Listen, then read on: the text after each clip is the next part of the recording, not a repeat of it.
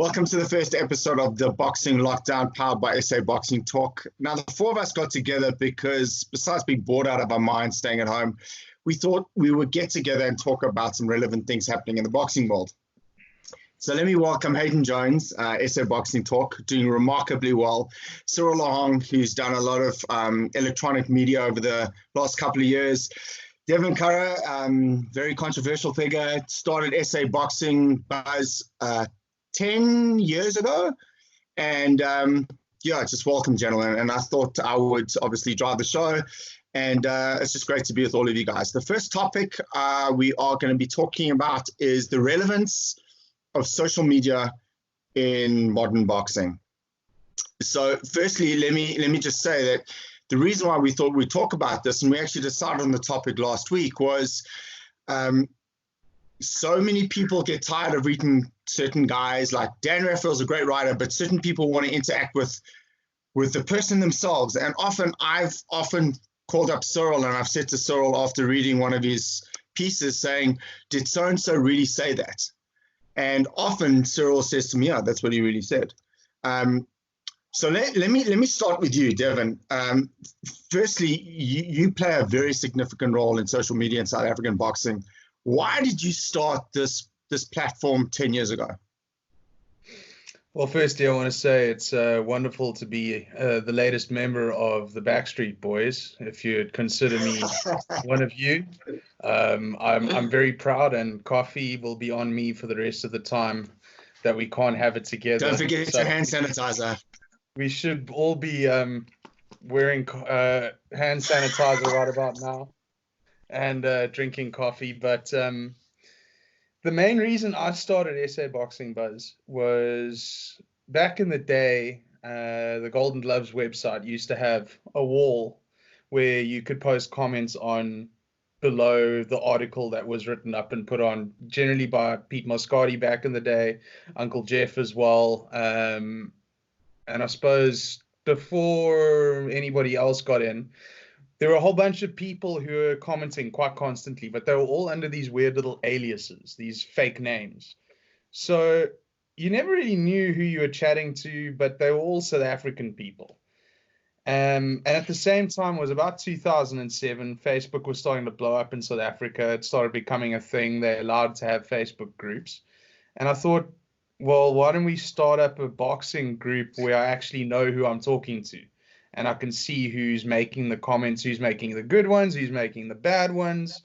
And it kind of just grew out of that into what it is today, which is I don't know, it's difficult to take care of that group, because if you guys could see how much stuff gets posted that I disallow, it would absolutely freak you out, and you wonder why people are on Facebook in the first place. But as a functioning boxing group, it's now become a place where people are sharing ideas, but more importantly, we all know who we are within the small circle that is South African boxing. Hayden, let me ask you, this week we saw some find it funny, some people didn't find it funny. Billy Joe Saunders obviously coming out with a video. What do you think? For me, someone's always a journalist, someone's always a publisher, someone's always got a smartphone with and they're taking pictures. Some people think it's funny, some people don't. With regards to Saunders, I mean, a lot of people find it funny, a lot of people don't. What's your opinion on those kind of scenarios when a fighter takes his phone and tries to be funny and it just backfires on him? Well, I mean, first of all, everybody that's listening. And I mean, in today's day and age, you should know what's not and what to do. I mean, Billy Joe Saunders is not the first time he's done something that's like a skit. I mean, you obviously know with the homeless man, was it a woman, sorry, that he obviously did a video with previously, which was a bit distasteful. And of course, he's got a very sick sense of humor. Then that's 2 years as a person, he's got a very dark sense of humor. We've seen incidents before with the likes of Kubra Pulev when he kissed the journalist, and obviously it caused a lot of stir. And it's just unacceptable in today's day and age to think that it's okay. I know in his head he probably thought, oh, it's a pretty funny video, without intention of actually, going through with something like that. It's just trying to create humor, but you just can't do that. So let me cross to you and ask you, there's a lot of stigma attached to people posting stuff on Instagram and Facebook depicting their perfect life, and their perfect life, what it looks like on social media, but it isn't. What's your impression on false statements and people being false and depicting false things on social media? Well, as you say, false, it can be misleading to the general public. I personally believe that people should try and be as truthful as possible, but it can happen that people, I think sometimes a lot of people get it wrong. Like when you have an influencer or somebody trying to promote a brand, and then they think this is the person's lifestyle, and people just try and do the same thing when their lives are not like that. So it's a bit difficult. And from a boxing point of view, you want people to use social media. You want fighters, promoters, and managers to use social media as to publicize events and promote boxers, basically. Devin, a very important question, and I know you're very vocal. I mean, you just read your stuff on your platform, but often people with this false sense of whatever they're publishing or saying is you often catch people out. So someone will say this is going to happen, or I caught him with an uppercut, and you go back, because you go back to your archives and you say, that never happened, and you call those people out. Tell me, I'm not going to ask if you get a kick out of it. I mean, some of us find it funny, some of us think you go a little bit too deep, but how important is it when you publish something, because it is your statement, it is something you're doing, how important is it to actually tell the truth? That is the most paramount. In a sport that really is the red light district of sport, where a lot of people talk a lot of bullshit. That's true, but the thing is that what a lot of people in South Africa don't realize is that the sport of boxing, the community is so small, but also the average Joe viewers who would watch boxing, that community is even smaller. Therefore, a lot of promoters, a lot of fighters, a lot of trainers can get away with saying things to make themselves look in a different light than what the actual reality of what they're putting out there is and what they're actually producing is. So for me, we all in the boxing family, we all want our sport to be number one again in South Africa like it used to be. But every time somebody is talking bullshit about what they've been putting out, what they've been producing, the fights that they've been putting on, the titles and the belts that are becoming newer and newer as the days go on, there is a new belt popping up every 2 weeks. You're trying to tell the public, we've got the world champion here. Oh, which one is he? WBF, RBO, WBC, WBA, IBF, WBO. Which one is it? So there's so much confusion and noise in the market as it is. And I know that a promoter only wants to sell his fight, sell his product the best way that he can. But boxing has a bunch of people who don't tend to do it with the best intentions at the end of the day, because obviously the business of it has always been around the world, lies, publicity, and hype sells fights. But I'm kind of tired of it. Yeah, I mean, listen, if you call it out, you call it out. Hayden, so we've spoken about, false impressions on social media. Let's talk about the benefits of social media. And I'm going to talk about a fighter who's doing exceptionally well with that kind of platform, Ryan Garcia. He's using social media to his benefit to gain more fans and gain more younger fans. What's your impression of that? Yeah, obviously Ryan Garcia has tapped into a market in which isn't necessarily boxing, and he's bringing them into our sport, which I've always maintained is a fantastic thing. You're bringing people, and the thing about boxing is the casuals the purists will always be here. All of us will always be around, but it's not about us. It's about bringing the casuals into the sport and making it insanely for them, because We know that we'll always love boxing no matter what. It's not about us. It's about the people that don't love boxing. It's about bringing those people in, making them watch a fight. That's why Ryan Garcia is good for the sports. And I keep telling every single boxer after I interview them, don't worry too much about things. Say what you've got to say. The result is going to be what it's going to be. The result isn't going to change based on the fact that you've said that you're going to knock someone out, or you said you're going to whatever you said you're going to fight. It's irrelevant. People forget about that in 3 months' time, and that's what people have to remember. You're building up hype for a moment. You're not building it up. People are going to forget what you said 6 months ago. No one so that's what it is. Sorry, that was just my daughter and wife trying to settle my baby boy.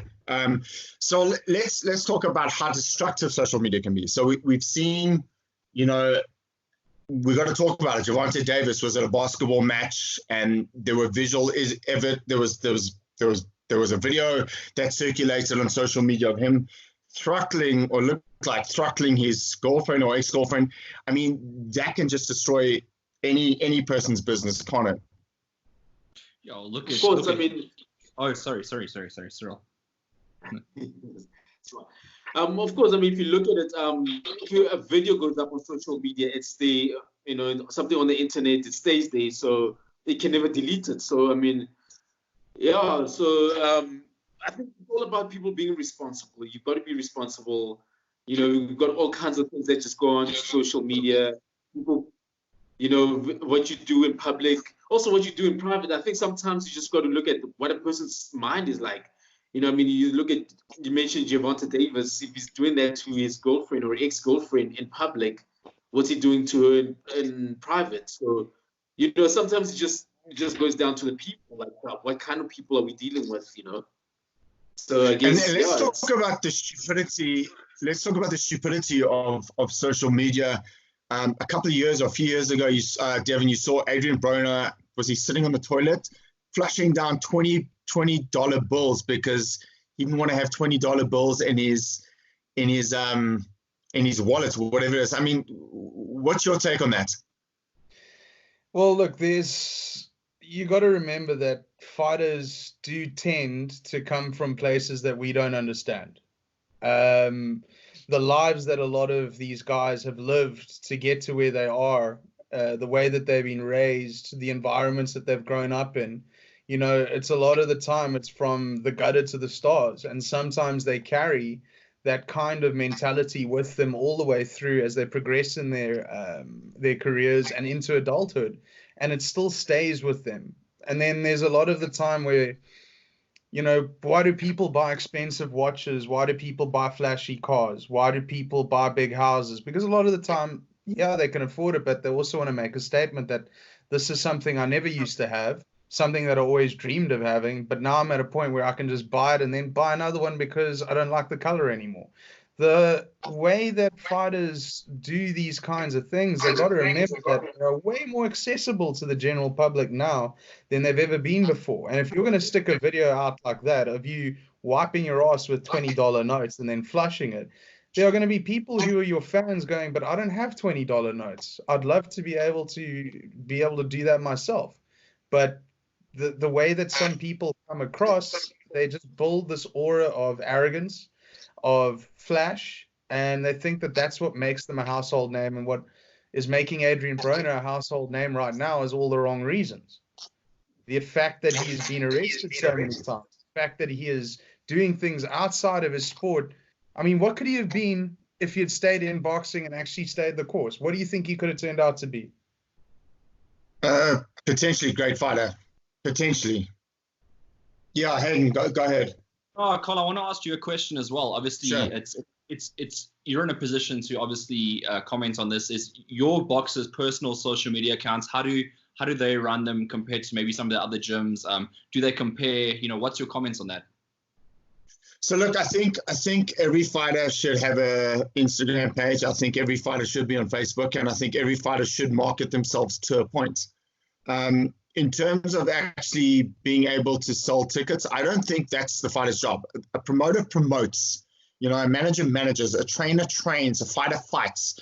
But it's important to have some sort of profile and be accessible to someone like Hayden Jones, who has an interest in Joe Schmo, who's fighting next week Saturday. So you can follow him on Twitter, Instagram, Facebook, or Facebook page, whatever it is. So I think it's very important.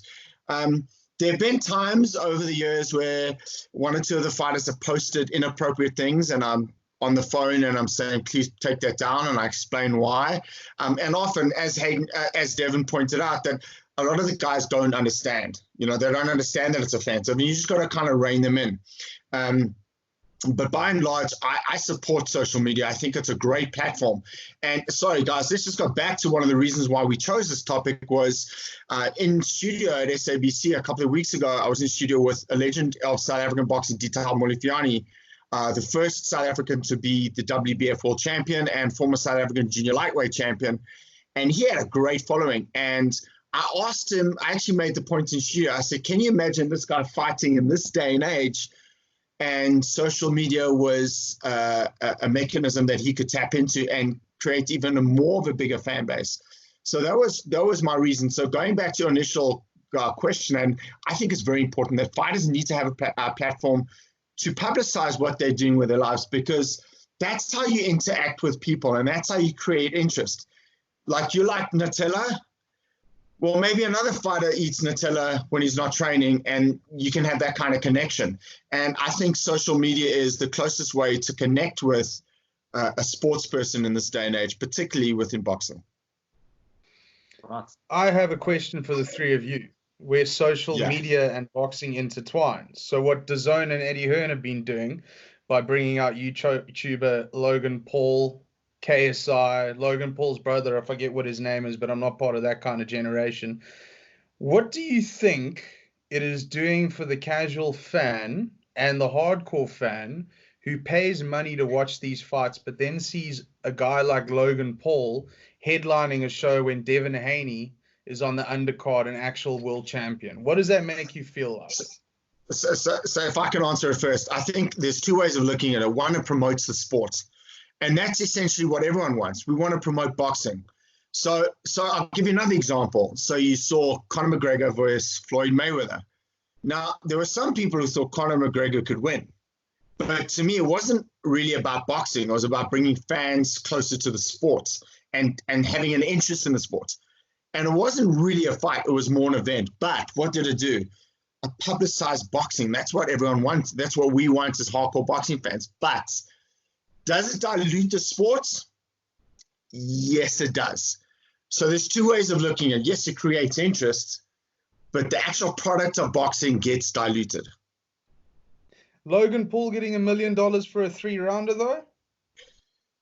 Yeah, I mean, there's some fighters that are struggling to feed their families and staying in, low-cost housing. I mean, it just doesn't make sense, does it? You got guys who train their ball sack off and they never become champions. So that's why I'm saying it kind of dilutes the sport and it makes you think, well, yeah, people are interested in the sport, but at what level are they interested in? Guys, we also need to remember one thing. Logan Paul and what's the other guy's name from England that he fought? KSI. These guys are followers than all the sporting networks put together. So the fact that they're getting paid the money, are they actually being underpaid? I don't know. What do you think, Cyril?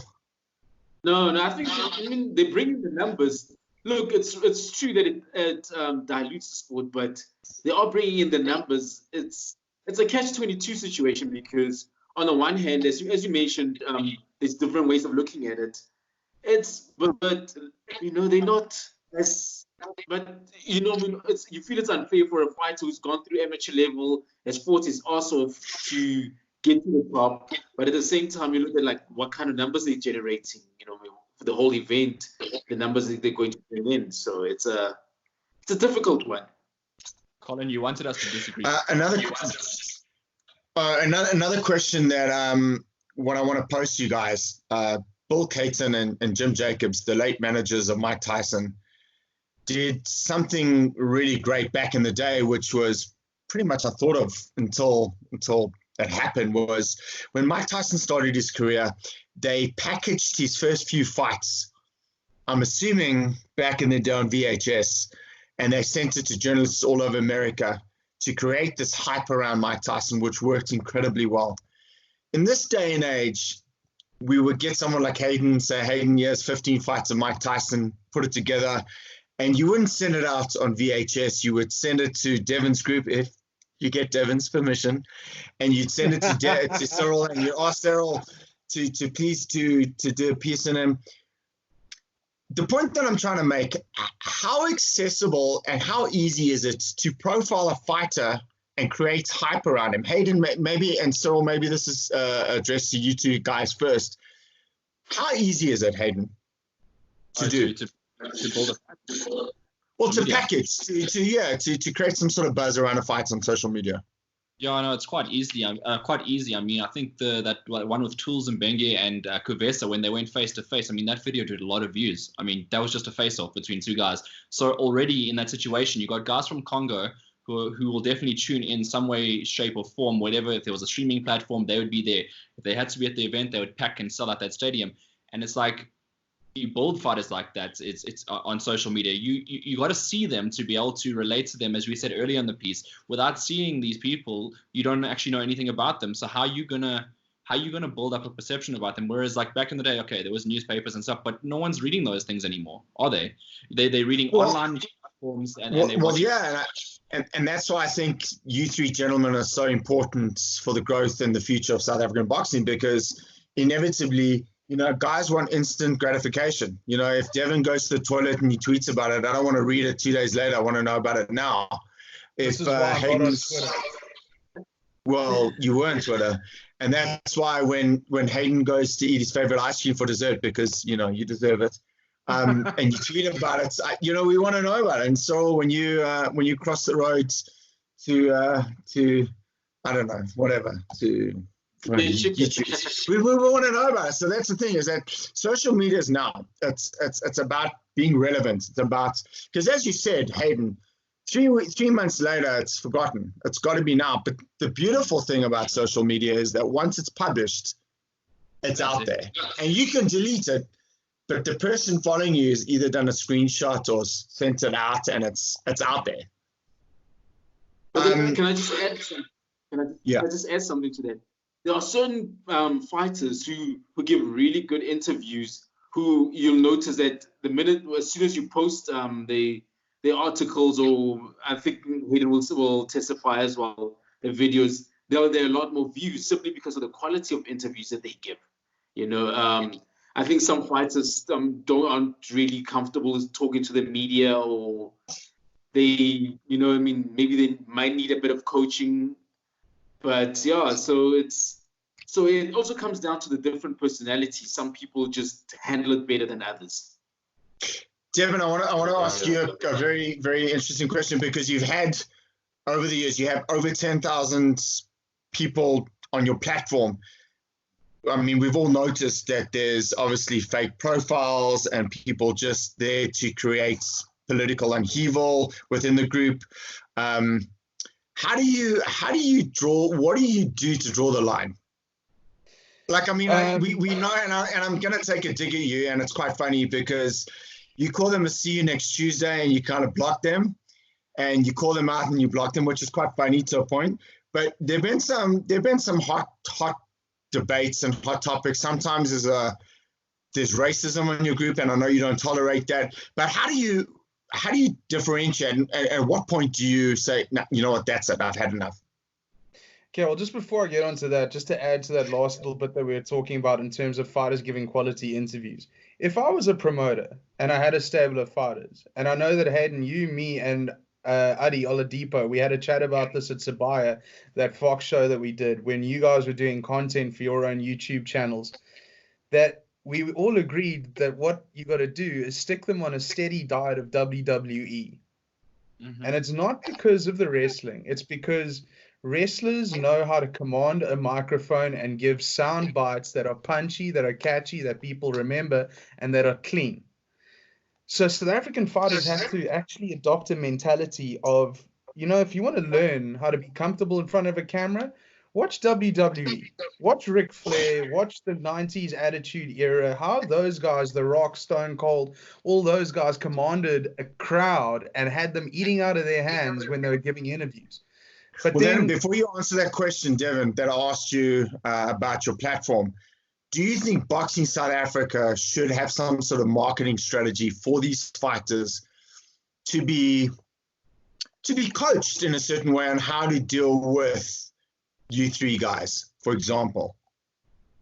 Look, I mean, you know that I'd love to say that they should, but the reality is that it would never happen.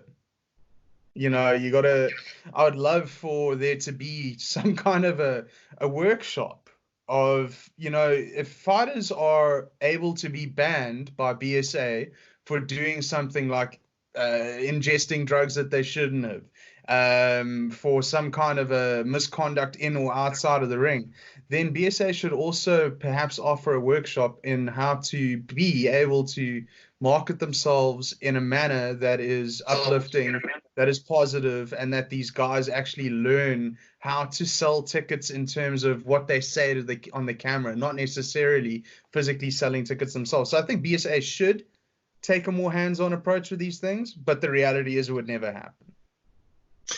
Now, going back to your platform, you've been known to be very harsh. There was a story that was fabricated that you were kidnapped and handcuffed, or you're running around Muizenberg naked, which obviously wasn't true. But I mean, but in all seriousness, now there have been one or two very sticky scenarios that have offended all four of us at some point over the last 10 years on your group. At what point do you say enough's enough and this is a fake profile and I can't do this anymore? Okay, well, firstly, I know how to spot a fake profile a mile away, and I usually work it out within about 10 seconds. But you know, the thing is that the amount of group requests to be part of that group every day, it's well over 100. For me to be able to look at everyone's profile, I don't have that kind of time because I'm doing a lot of different things. So what I've done on the group is I've set up 2 questions. What is the group about? What sport is the group about? People still say cricket and then agree to the rules, and I block them immediately because they're wasting my time and they're assholes. Secondly is, do you agree to the rules? And the rules, which are the first things that you see on the top of the page, don't be cock, be lekker, and so on and so forth. But I have had to shut various comments down, not often.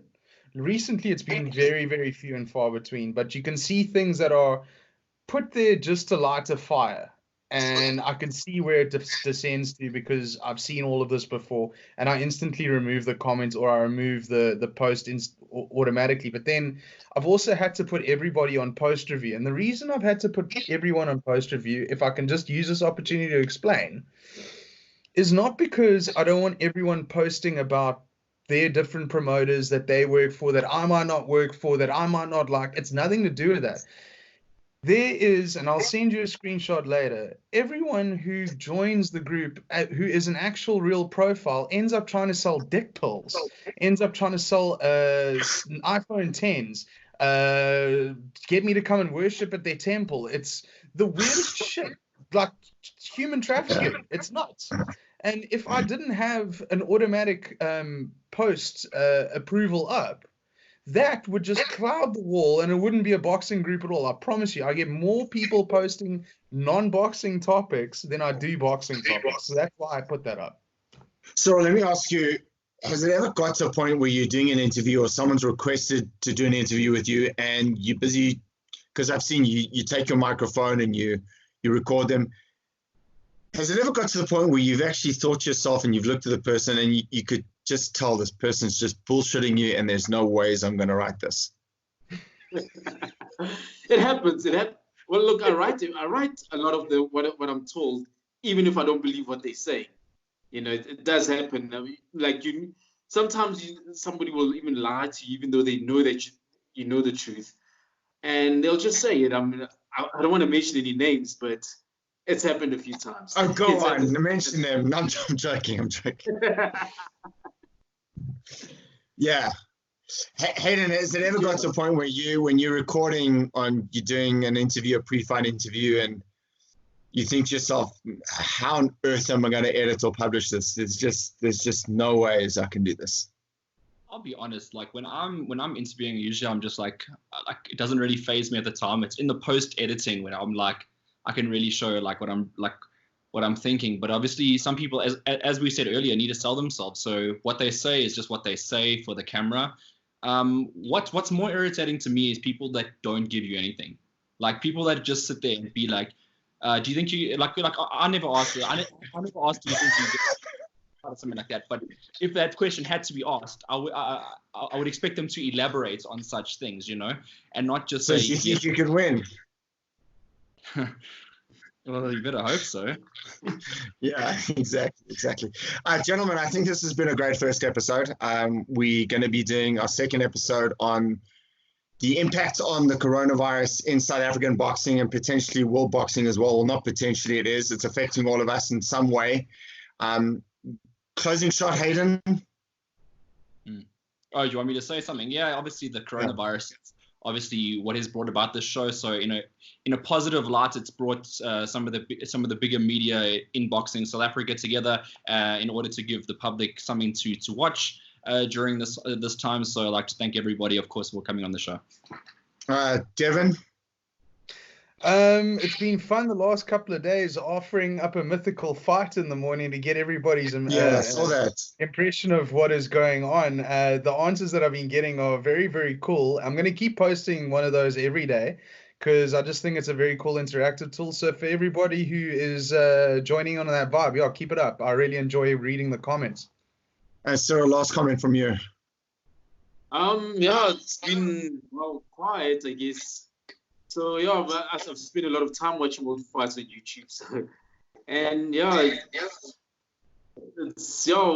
coronavirus has gotten everybody all sleeping and everything. I just hope everybody stays safe and looks after themselves. Gentlemen, it's been real. This has been the first episode of the Boxing Lockdown, powered by SA Boxing Talk. We will catch you again this week. Thanks. Cool. So you'll edit that, right? Yeah, I got a super